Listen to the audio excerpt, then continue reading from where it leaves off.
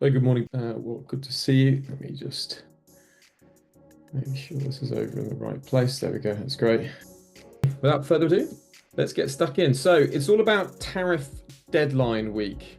Yeah, Najam, the flagman. Oh yeah, Najam's here. That's it. Flagman's arrived. Yeah, good to see you, Najam. Sorry if you got caught up with the link problem. I'm trying to get that sorted. So, welcome everybody. Let's get stuck in. So what's going on now is the latest on Trump. Now, the deadline was meant to be 9th of July, Wednesday. However, US Treasury Secretary Bessent has said that there's several trade announcements due to be made over the next sort of 24, 48 hours. So volatility is going to be elevated. So just to be aware of that straight away, because deals are going to be done. There's going to be more negotiations.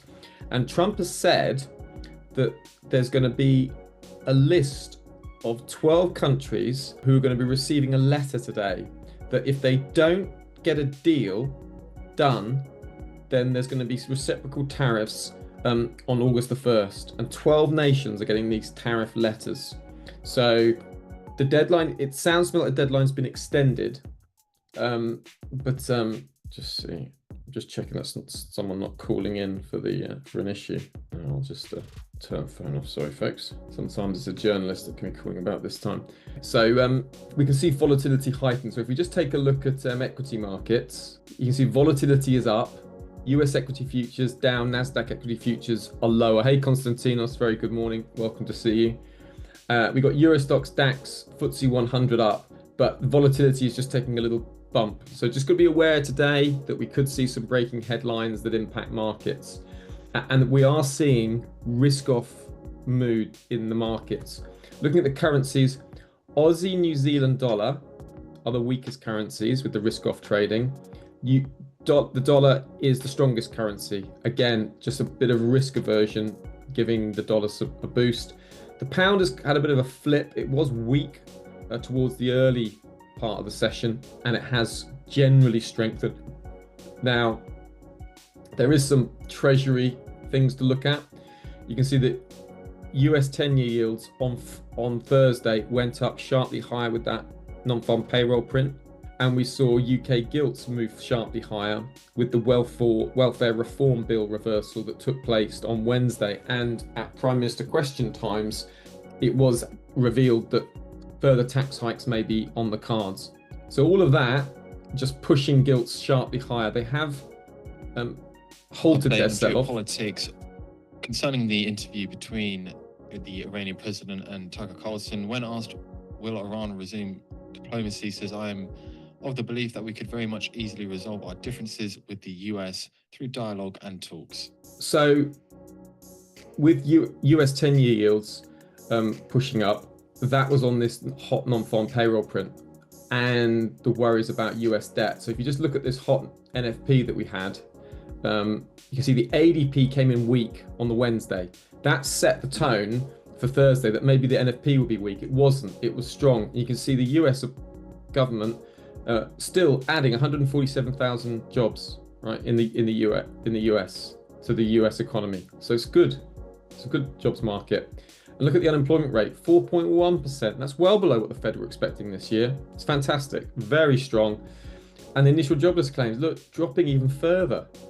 So, a strong labour market. Continuous jobless claims continue to move up, but they weren't pushing, massively higher. It wasn't anything a big surprise. Now, all of that changed market pricing for interest rate expectations. Now, if you remember that it was expected a 90% chance of a cut in July. We had Fed's Bowman, we had Fed's Waller, we even had Powell indicating that an interest rate cut in July wouldn't be off the cards. Now it is, right? So that's why we've had that sudden sell-off in bonds. And you can see yields sharply higher, and that's just lifted the dollar, okay? And that's what's going on. And that strong dollar has been weighing on commodities. Because commodities are priced in dollars, when the dollar's stronger, it tends to weaken commodity. You can see silver, copper, gold, all lower.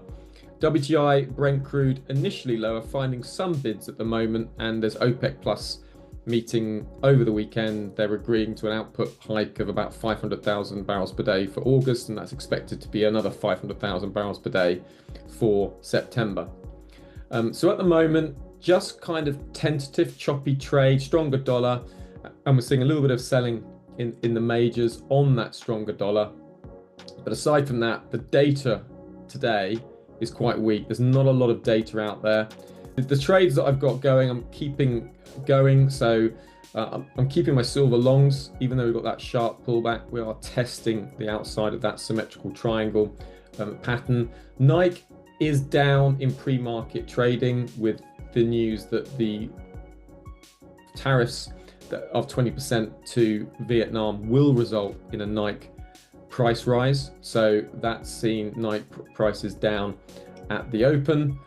Aside from that, keeping my silver longs. Oracle remains an interesting stock, and looking for sort of pullback, symmetrical triangle, or pennant or flag pattern in Oracle remains legitimate, with them expecting a huge order of $30 billion for some cloud storage facilities. That's boosting Oracle. Aside from that, we're just waiting for a clear opportunity. A couple of things to just run through.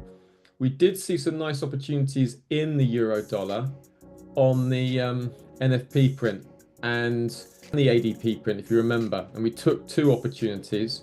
So first of all, we had that euro dollar opportunity on the week ADP. Now, I didn't get this, but I'm just illustrating what was possible.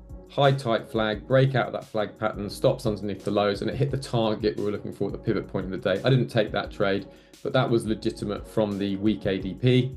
Then we had the exact opposite on the NFP, seeing dollar strength, and this trade I did take, which was the euro dollar, and this was Ryan, I think, who highlighted that flag, and we saw that nice shooting star pattern, which Nadjam pointed out at the same time. So we had high tight flag, break of the pattern. We had on balance volume was negative, and I just took my profit off down at that swing point, and you can see price had another little move lower later on in the session, but I'd gone home by then.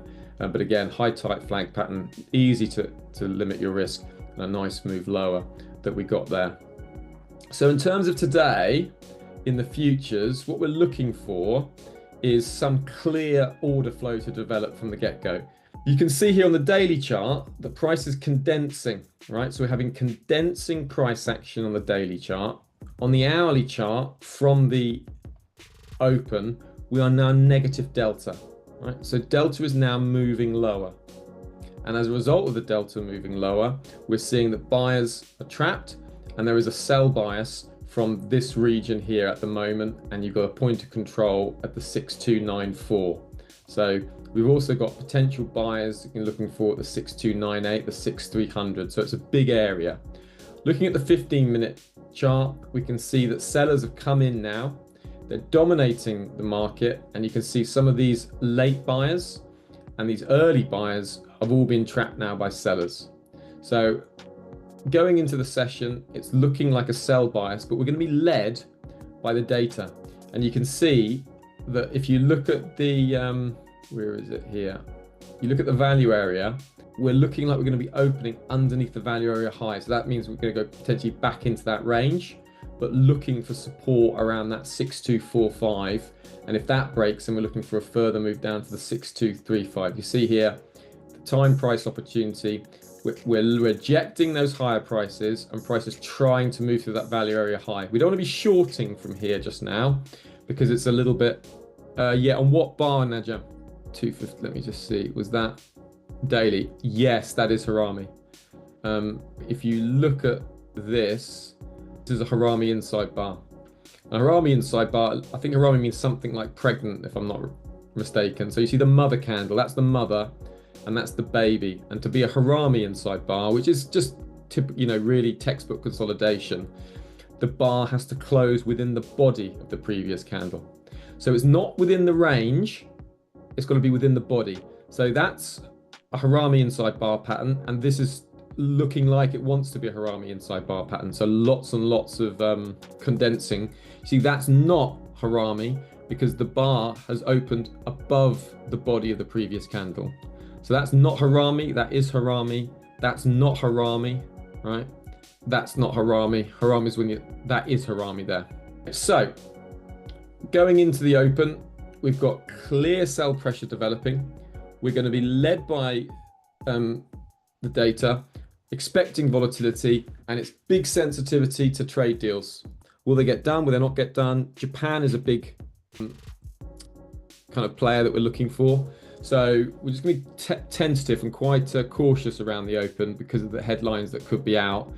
The big area that's striking me is obviously these buyers and these sellers getting trapped. So from the open, just watch for a bounce off 6295. That wouldn't be unreasonable if we get down to 6295.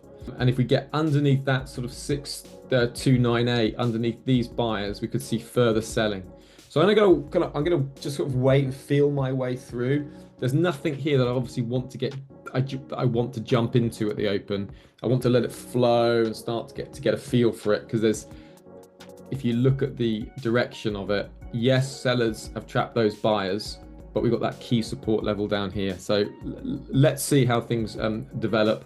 Start of the week, lots of uncertainty, volatility is high, and the market's going to be very sensitive to breaking headlines.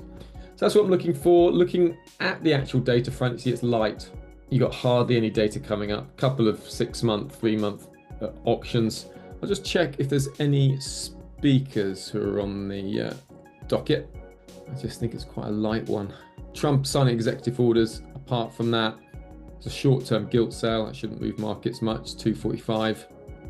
Yeah, and that's it. Yeah, so very quiet today. So on a quiet day like this, we're going to be led by the order flow. Order flow at the moment is saying equity markets are moving lower. So those buyers being trapped here at the open, then where would you expect sellers? Right, if we move up to that sort of 60.08, that wouldn't be unreasonable to see sellers, or 60.06. So sellers trapping buyers, 60.06. Let's have a look at that on the 15th. 60.06, that's up there, here.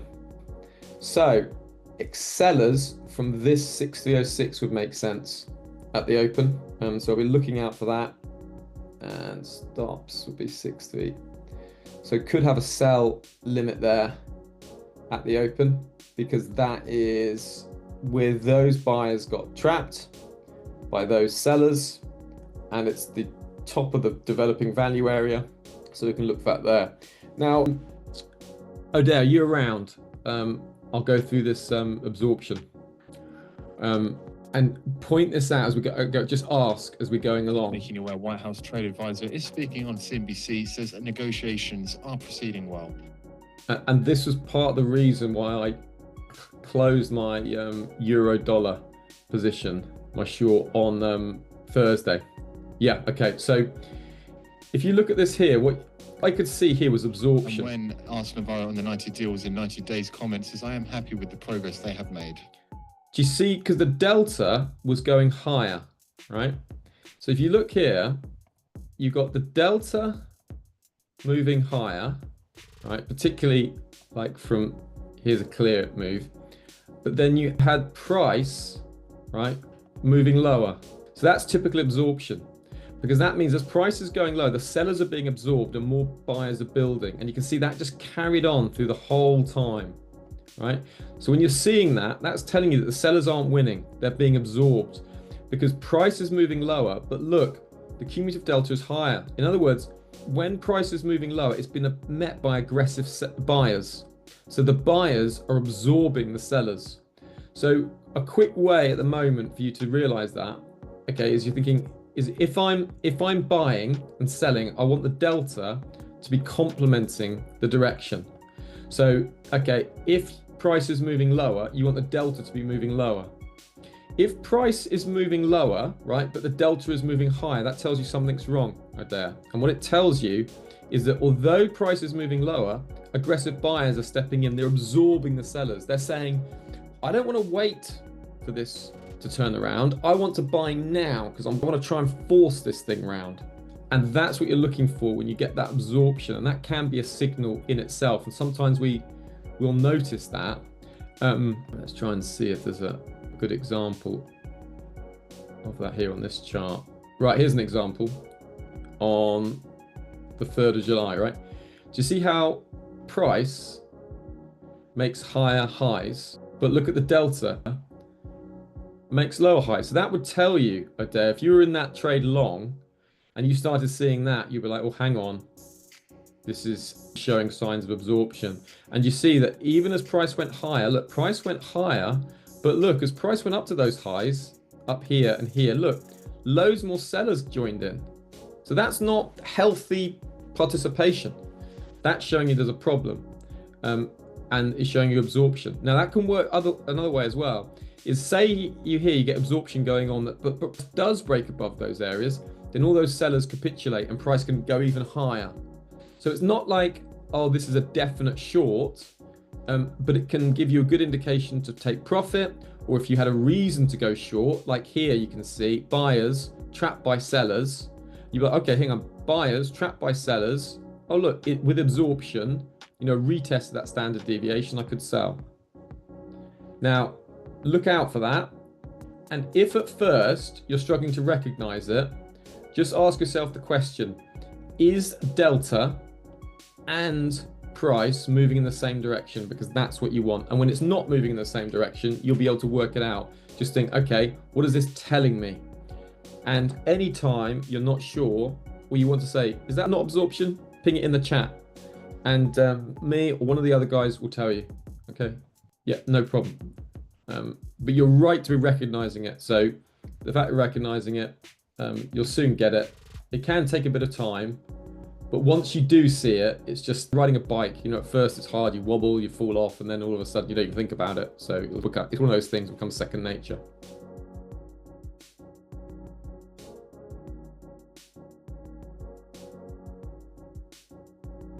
So we've got that hourly chart. That has now become a point of control. So you've got to be very careful around here. That's a point of control. You've got sellers trapped down there. The delta on the day is now negative. We're back into that value area.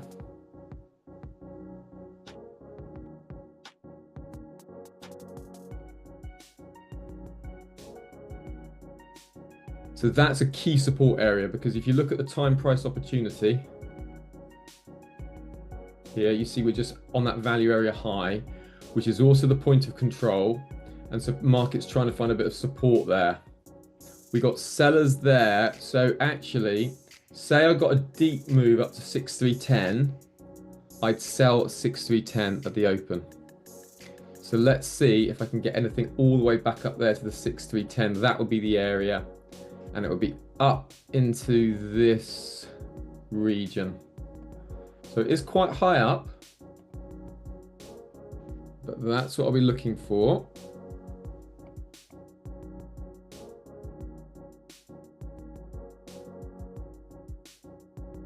Here we go. So 6309, I'd take it.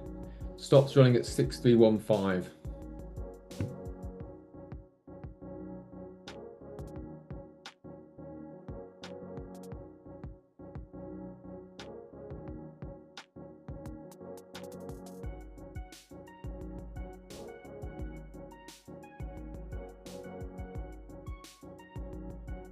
Okay, here we are at the open, nearly there.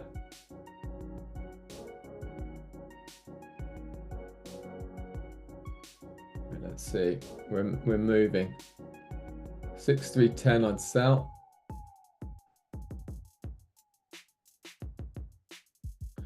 Right, let's see if we go up there.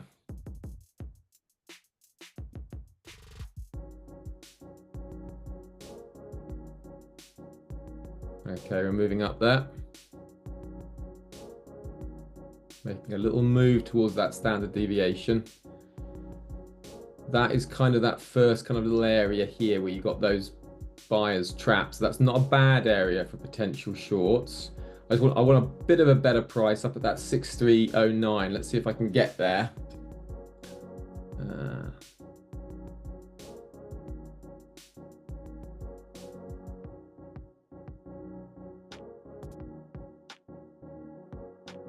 Right, I'm going to enter one position in short there. And I'm going to enter another position. Okay, so I'm in one position short. Let's see how that develops from here. It's not a bad area. See if I can get back down to that value area. That wouldn't be unreasonable.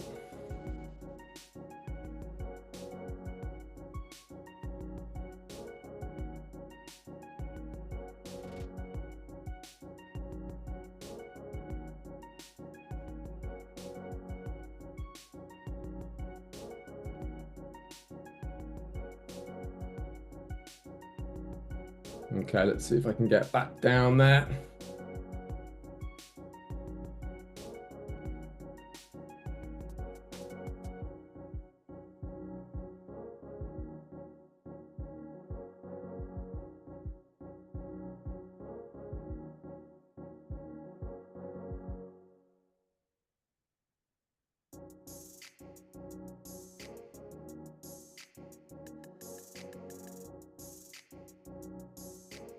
Okay, that's good.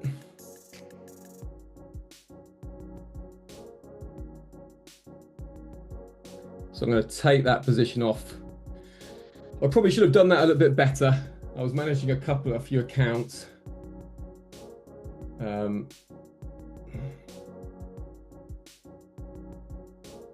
Okay, so that's fine. Can deal with that. Hit a reasonable target. Nothing wrong with that. Okay. So you didn't quite get the 6310, but you can see the price was just dawdling around that area. So that was the obvious area. Taking it off against the VWAP. Yeah, it wasn't bad, right? A nice quick one. It's a bit uncertain what's going on out there today, so let's just take advantage of what we have got, right? And that was not unreasonable. So from the standard deviation down to the VWAP. Yeah, nice. And wait for the 6310. I'm already out, Lawrence. I just wanted to take it quickly. That's fine. It's like an opening trade. We'll see how we develop as we go through. Yeah. So you can look at it on the minute. See, when I hit that standard deviation, right? You could have hold, but will you get support here? Let's see. Let's just got to reassess now. So if you look at it, we're in this kind of funny area, right? This value area high. And we're trying to push down through it.